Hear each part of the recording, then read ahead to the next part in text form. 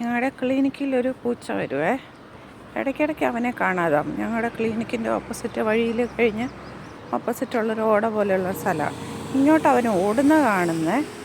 പക്ഷെ ഇവിടെ എവിടെയാണ് ഡിസപ്പിയർ ആകുന്നതെന്ന് ഒരു പിടിയില്ല. ഇവിടെ എങ്ങാനും കാണുന്നുണ്ടോ നിങ്ങൾ? പുല്ല് തിന്നാൻ പോയി കേട്ടോ എൻ്റെ പൂച്ച. കണ്ടപ്പം നോക്കുന്നുണ്ടോ? കള്ളൻ ഓടി വരുന്നുണ്ട്.